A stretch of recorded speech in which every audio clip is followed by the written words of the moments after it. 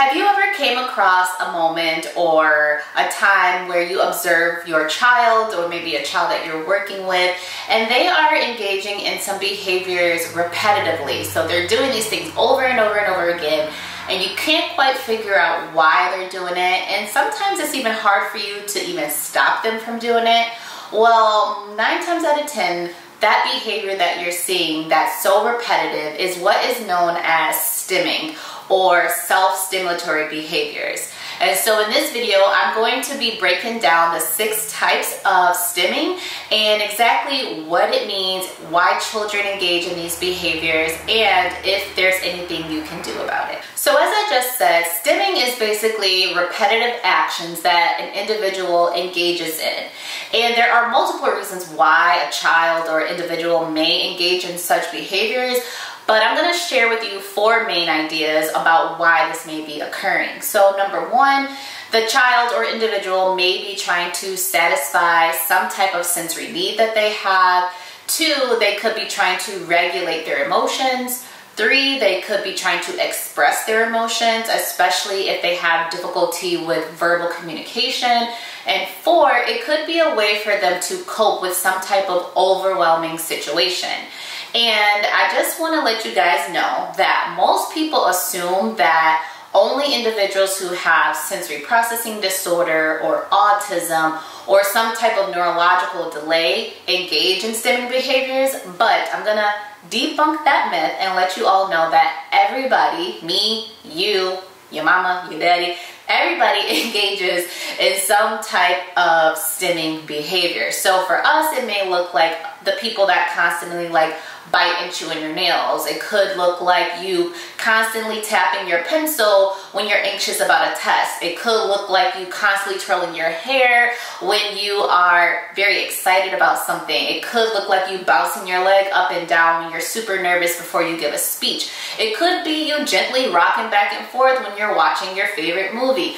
Everybody engages in some type of stimming behavior, and it's not only children and individuals who have autism or sensory or some type of delay. Just wanted to throw that out there. So without further delay, let's get into those 6 types of stimming. So the first type is known as visual stimming. So this is stimming with our eyes. So this may be found or observed in children who constantly love to watch things that spin, such as ceiling fans, or they may take objects or toys and spin them themselves. They may enjoy constantly turning those lights on and off, on and off, on and off repetitively, or they may engage in repetitive blinking. All of those are signs that the child is engaging in visual stimming. The second type of stimming is auditory. When you think of auditory, think of like sounds and noises. So the child that is engaging in auditory stimming is that same child who is constantly clapping because they want to hear the noise. This is the same child who may constantly be humming all day long. This is also the child who may be repetitive with playing a certain song over and over and over and over again. This is what is known as auditory stimming. The third type of stimming is known as tactile. So when you think of tactile, think of touch. So the individuals who engage in tactile stimming are the same individuals who you may see constantly rubbing things, such as rubbing their hands together all the time. They may be the individuals who are constantly touching things. These are the individuals who are constantly needing to squeeze things and have things in their hands.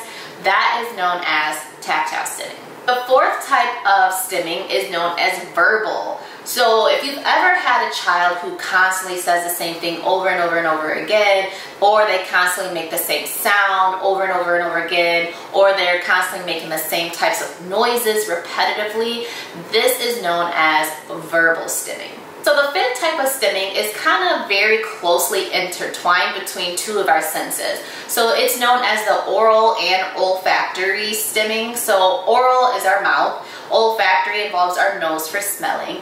And so if you ever see a child or individual who's constantly smelling things, they're constantly licking things, chewing things, biting things, or even grinding their teeth repetitively, this is known as oral and that olfactory stimming. The sixth type of stimming is also two of our sensory systems that are very closely intertwined, and that is our vestibular sense and our proprioceptive. So when you think of vestibular, it's a long word, but basically think of like movement, balance. When you think of proprioceptive, another long word, think of like our muscles and our joints. So if you see a kid that is constantly engaging in some type of like moving behavior or a behavior where they're constantly using their muscles for something, that is the sixth type of stimming. So you may see a child engage in things such as constantly rocking. You may see a child who is constantly engaging in hand flapping. You may see a child who is constantly engaging in pacing back and forth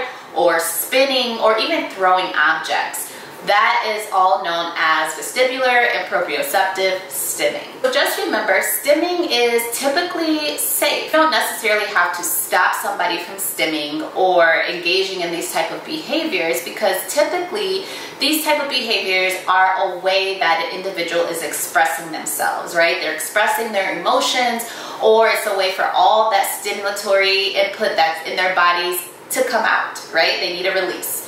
So we don't necessarily want to stop an individual or a child from engaging in these type of behaviors unless it is unsafe for that child or another individual. So examples could be head banging severely, it could be biting, it could be hitting, it could be throwing things at people.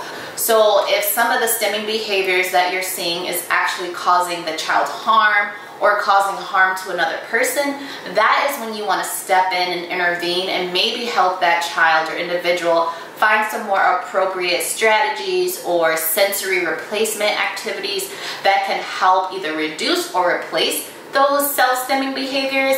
But other than that, you don't really need to stop it. So if you're curious about what are some strategies that you can do to help your child or help another individual and reduce or replace some of these stimming behaviors that may be unsafe or may be dangerous, check out my next video. I'm going to link it in the description below. Check that video out so that you can learn about some appropriate strategies that you can use to help a child or individual replace or reduce some of these stimming behaviors. Alright guys, I hope this video was very helpful to you, and I hope you have a better understanding of what stimming actually is. And let me know in the comments below, what other information would you like for me to express or explain or educate to you in regards to early childhood. Let me know in the comments below any questions you may have or further videos that you would like to see. Alright guys, until the next one, bye!